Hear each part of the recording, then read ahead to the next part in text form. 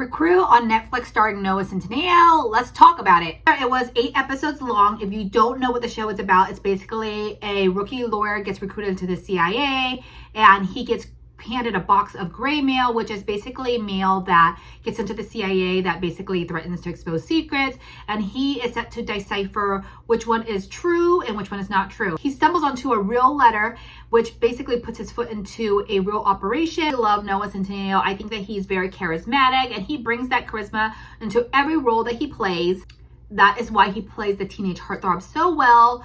And he's just very charming. I think it's very hard not to like him. And even though in this particular show, he does state several times that his character is very flawed in the fact that he is self-sabotaging and selfish, you still end up really liking Owen in the end because Noah Centineo is himself very charismatic. So one of the big problems with this show, I feel like, is that it almost feels like it's satire. You don't really know if you're watching a comedy or you're actually watching a serious show about the CIA. They make the CIA sound really incompetent, like they can't really do their job. The people that are out there on operations really are not thinking clearly with their heads and then putting the CIA at risk, which is very the opposite of a lot of espionage shows and movies that we have watched in the past. So it almost makes you feel like maybe this show is a parody some way. It's not very successful as, in the credibility of the show. I'm not one of those people that like nitpick every little detail. Like for instance, if you're watching Grey's Anatomy and you're just kind of like, oh, that would never really happen in a hospital. I totally understand we're watching entertainment, but there are some things that are happening in the show that's just not plausible, and it really ruins the show for me because of that. I just think the way they do comedy in this particular show, it just doesn't work well for the plot and storyline of the show. Certain shows on USA were perfect at that. Like for instance, Burn Notice or White Collar, like those were all like kind of espionage type of shows that had humor in it, but it wasn't like this type of humor where it felt like a parody, like we were watching Parks and Rec or Brooklyn Nine-Nine, where you expect those type of characters to mess up, make really dumb mistakes and stuff like that because it's a parody show about real life things. I think Burn Notice and White Collar, what makes the comedy work really well is that it's kind of witty humor based on the interaction of the characters. I also think that they weren't really successful in the fact that this show was about like a rookie. So think about the successful shows that have a rookie element in it. Like for instance, Suits or Grey's Anatomy or The Rookie. They also have a lot of humor in those shows too. The humor is not based off of like just throwing your rookie out to the wolves and watching them flop like fish. It's much more thought out, and it has a lot to do with like their relationship with their superiors, their relationship with each other. And I think that's what makes those shows work really well. So although this show might be a comedy, I don't know if the comedy works well with the CIA element of it. Because I don't know if I'm watching Alias or I'm watching like a sitcom. They mention a lot of times that everybody in the CIA couldn't be trusted, which totally I understand. As a civilian, I don't think I would trust the CIA, but I think that if you guys are in charge of very sensitive information, I don't think it seems plausible that you couldn't trust your coworkers. You know what I mean? In shows like Alias, we always knew there was a level of sabotaging and that there were certain people that should not be trusted. How do you guys get anything done? That would be my question. It also made you question the premise of the show. A lot of the times it was just like, you need to protect the agency at all costs.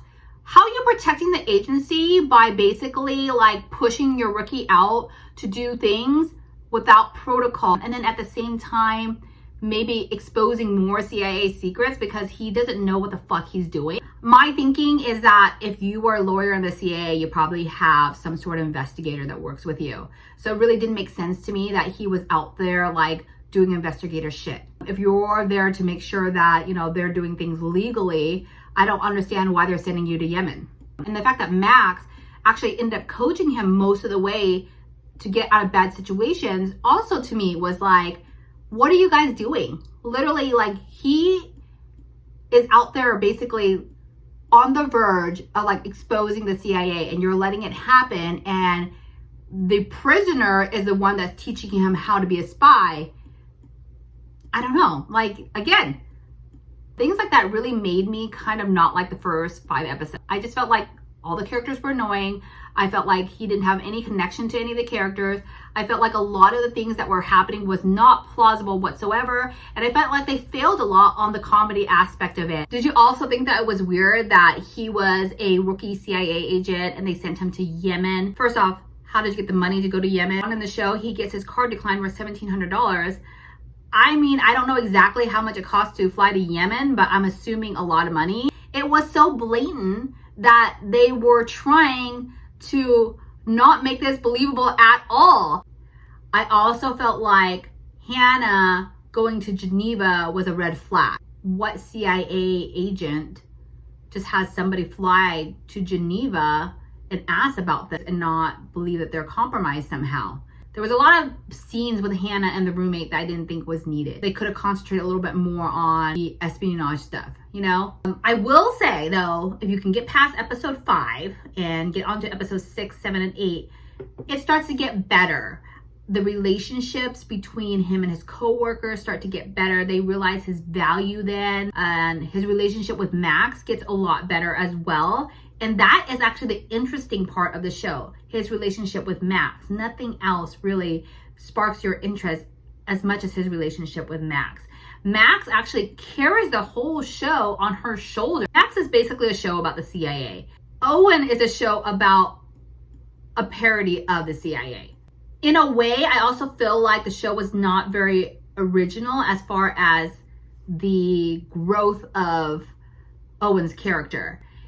They play the same trope for him over and over. Basically, he steps in a pile of crap, like he gets himself into like big trouble, right? Which he shouldn't have gotten himself into to begin with because, again, like I said, he's a rookie. He gets out into these scenarios, steps in some major crap, and then somehow gets himself out of it by basically just bluffing and acting tough. Basically dumb luck. He gets out of most of his situations just by pure dumb luck. I think this about a lot of shows, but I sometimes don't think that the sex scenes are needed.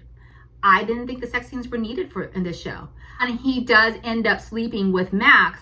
I didn't think that scene was needed. Maybe it was to play on the charisma of Owen's character because he seemed to be very irresistible to a lot of different people. The ending of episode 8, do I think it was surprising? No, I did not think it was surprising. I actually thought it was really predictable. And I only say that because they hinted at the daughter being alive several times.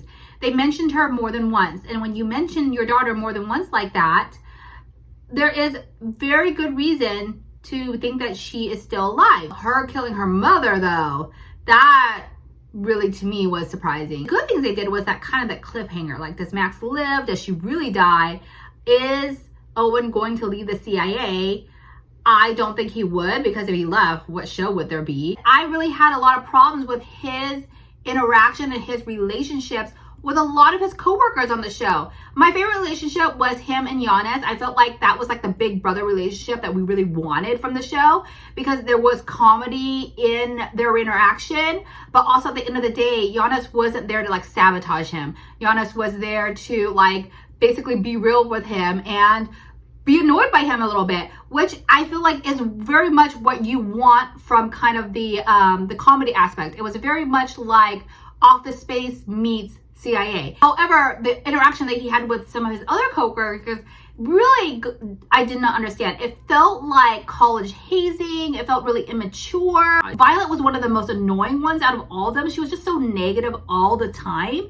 And like stealing his passport, like really for a show about lawyers, it kind of does make sense because the lawyers are always trying to like one up each other, to kind of beat each other, to be partners. But I also feel like because the show was about the CIA, it felt very counterproductive. His roommate situation, I didn't feel like they had a place in the show. I don't know if his relationship with Hannah had enough chemistry to warrant their place in the show. I actually really liked his relationship with the older lawyer that was in the show. I thought that was a very endearing part of the show. He spent the night over her house and he was asking her some questions. She was talking about how she wanted to be a journalist, and she said, yeah, I'll answer your questions, but you have to do it as Anderson Cooper. And that is the type of like little character developments that I like. So that was, I felt like was like a really good like relationship building moment. What I wish the show was, you know, the scene with him and Giannis where he calls Giannis up and he basically says, hey, I have an idea regarding your situation or whatever. And he tells Giannis that he should basically fake a whole bunch of fake news, basically bury his current shitstorm that he has to deal with. And Giannis is just like, yeah, that's really smart. That's really smart. I should figure out how to do that. That is the type of show I was thinking that was going to be, because it was a show about a lawyer, right? What do lawyers do for the CIA? Basically cover up scandals probably. Kind of felt more of like lawyer becomes spy type of show, which would have been fine. But I think they tried really, really hard in the show to make the show a little bit different than many of the other espionage shows that we have seen in the past. I give them credit for that. It was definitely different. If you really wanted it to be different, then you would probably have concentrated more on the lawyering aspect of it and things that we have never seen. Basically, what do lawyers of the CIA actually do? That would have been an interesting show to watch. We would kind of watch more of a show of a lawyer who became a spy, who does not want to be a spy. I would have much rather watched a show that was Suits for the CIA. Overall, do I think the show is a must watch? I think the show is okay. I think there were certain aspects that were funny. Most people would enjoy the show. Do I think it's the most well-written show? No. There are some aspects of the show that was very enjoyable to watch. I think Max made the show. So that's my review for The Recruit. Thanks for tuning in. Talk to you guys next time. Bye.